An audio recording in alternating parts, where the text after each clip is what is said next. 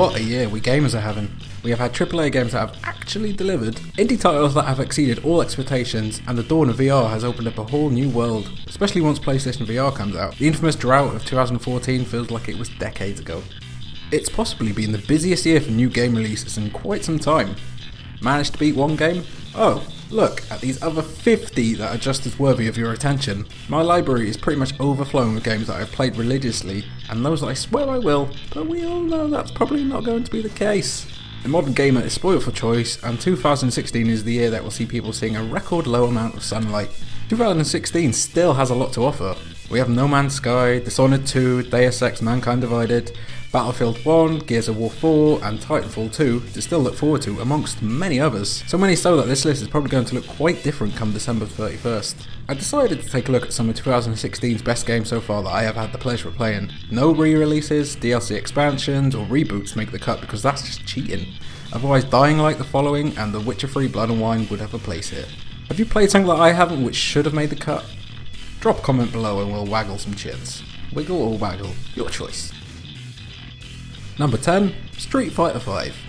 Squeaking into the top 10 by the skin of its shuriken, Street Fighter V was no stranger to controversy upon its release. Many lamented its lack of content, including myself in my review, but there was no denying the fighting itself was as good as we've come to expect from the legendary series. Now that casual players finally have something to sink their teeth into thanks to the recent update, Street Fighter V should remain the king until the next challenger comes along. Word of warning, don't play it online unless you're skilled and have a decent control of your temper. Number 9. Far Cry Primal. How do you take guns away from one of the most bullet-orientated franchises out there and ask people to still stay interested? Ask the guys at Ubisoft. Primal is an enjoyable, though admittedly flawed, romp back to prehistoric times that surprised many. It isn't quite as refined as its bigger Far Cry brothers, and it does stick to a similar open world formula, but that doesn't stop Primal from being a blast. Plus, you're mates with a tiger. I mean, what else do you want? Number 8. Enter the Gungeon. Looking like The Binding of Isaac and Hotline Miami had a disgusting but charming baby, Enter the Gungeon might have been missed by many. A roguelike game, a term that needs to get in the bin before this year is done by the way. Dodgerel managed to create an incessantly challenging and frustrating twin-stick shooter that rewards patience. Sink 1 hour into it and see if you can tear yourself away for the next 10. I can't be held responsible for my recommendation resulting in you throwing your controller out of the window after yet another failed run with Enter the Gungeon though. Number 7. Fury. Where the hell did this come from? A few hours into my playthrough, I realised Fury would have to make the cut, and how could it not? It's one of the most refreshing games I've played in a long time, a thoroughly retro slice of heaven with a killer soundtrack and a difficulty level that creates euphoria once you've managed to best the boss that's been giving you angina for the better part of an hour. It's free on PlayStation Plus for July, so check it out if you haven't already. You won't regret it. Number 6. Firewatch. Gorgeous. That's the word that first comes to mind when you think of Firewatch. The triumphant debut effort from Campo Santo. Action fans might be left wanting, but Firewatch's strength lies in its sense of adventure. See that horizon? Take out your map and compass and go there. So much time can be spent appreciating the landscapes that you often forget to take part in the story, which itself is captivating, in no small part thanks to two of the greatest voiceover performances in recent memory. Number 5. Super Hot. It's not that often that I trust my PC to run a modern game.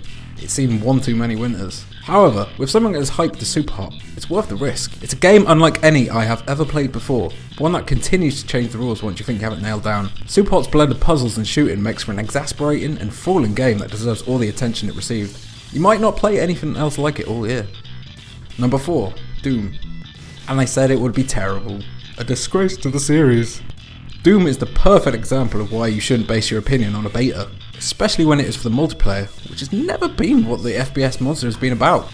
Doom knows you're sick of the same on-rails introductions with lashings of exposition you see in every modern FPS, so it throws you headfirst at demons, hoping you won't ask questions later. Doom has been a huge success because it hasn't lent on pretense or anything that requires you to really think, which simply adds to the experience. And yes, multiplayer is light, but it's still hugely fun if you can find tweezers big enough to take the stick out of your arse with. It's breathless and ridiculous, like an 80s movie meets a big mound of cocaine and several gallons of Red Bull.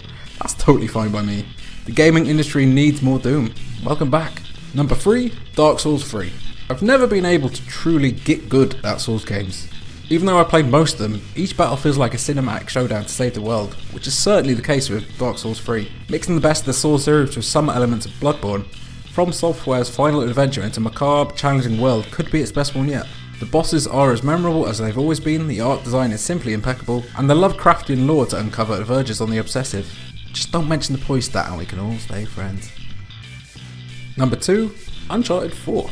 The perfect example of why developers should be given all the time they need to polish off a game. Uncharted 4 is the triumphant finale to one of the most beloved series in PlayStation history, so you better believe that Naughty Dog went all out.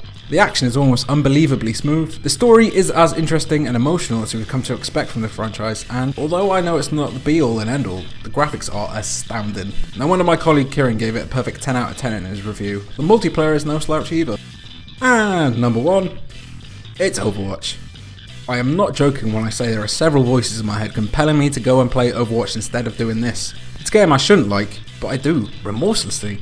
Several working days have disappeared all thanks to Blizzard's new drug, but I find that hard to complain about. Overwatch is one of the most refined, smartest dumb shooters you will ever play. Knowing how to game the game is half of the battle. You can have the best trigger finger in the West, but if you can't work well with others, you're not going to be in for a good time.